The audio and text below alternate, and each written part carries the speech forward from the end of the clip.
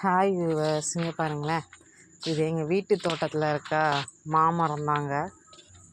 Actually எங்கள் தோட்டத்தில் வச்சது இன்னும் பெருசாகலை. இது வீட்டில் வச்சது. ரொம்ப சீக்கிரமாகவே வளர்ந்துருச்சுங்க. ரொம்ப பெரிய மரமாக இருக்குது. ஆனால் வந்து பார்த்திங்கன்னா, இது வந்து அங்கே 2 மரமாக வச்சுருந்தோம். ஒரு மரம் இதாகிடுச்சு, ஒரு மரம் நல்லா வந்துருச்சு. நேற்று வந்து செம்ம மழைங்க. மழையில் காற்றடிச்சிச்சு. அந்த காற்றுல பார்த்திங்கன்னா இந்த ஒரு வாது அப்படியே சாஞ்சிருச்சுங்க. உடையில சாஞ்சிருச்சு. அதனால தான் இவ்வளோ கீழே இருக்குது. ஃபுல்லாக வந்து இதெல்லாம் பாதி காயிலே கீழே வந்துருச்சுங்க. நாங்கள் வந்து பார்த்தோன்னா ஒரு 2 காய் மட்டும் தான் பெருசாக பார்த்தோம். இது எல்லாமே இன்னும் கொஞ்சம் நல்லா பெருசாக வரும் இந்த காய். இப்போ எல்லாமே பாதி சைஸில் தாங்க இருக்குது. அப்படியே மாங்காவை பார்க்கும்போது அவ்வளோ ஆசையாக இருக்குது. அப்படியே கொத்து கொத்தா அங்கே பாருங்களேன் எந்த அளவுக்கு தொங்குதுன்னு பாருங்களேன்.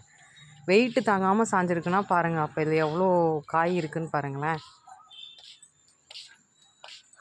ஃபுல்லாக 2, 3, 4 இப்படி தாங்க தொங்குது.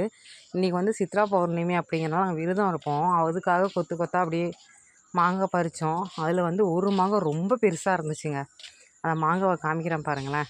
இங்கே பாருங்களேன், ரொம்ப பெரிய மாங்காங்க. இது பார்த்திங்கன்னா என் கைக்கே அரை முழத்துக்கு வரும் போல் அந்த அளவுக்கு இருந்துச்சு. இது எனக்கு ஃபோட்டோ அந்தளவுக்கு எனக்கு எடுக்க தெரில. ஆனால் மற்ற மாங்காவோட கம்பேர் பண்ணும்போது பாருங்களேன் இது எவ்வளோ பெருசு இருக்குது அப்படின்ட்டு. அப்படியே ட்ரீயை பார்க்கும்போதே அவ்வளோ அழகாக இருந்துச்சுங்க. அவ்வளோ மாங்காவை மரத்தை பார்க்கும்போது ரொம்ப ஆசையாயிடுச்சு எனக்கு. சரி, ஓகே, உடனே நம்ம வீடியோ எடுத்து போட்டுடலாம் அப்படின்னு ஒரு வழியாக வீடியோவை எடுத்து போஸ்ட் பண்ணிட்டேங்க. இந்த வீடியோ உங்களுக்கு பிடிச்சிருந்துச்சுன்னா மறக்காமல் லைக் பண்ணுங்கள், ஷேர் பண்ணுங்கள், மறக்காமல் சப்ஸ்கிரைப் பண்ணுங்கள், பண்ணிவிட்டு பாருங்கள்.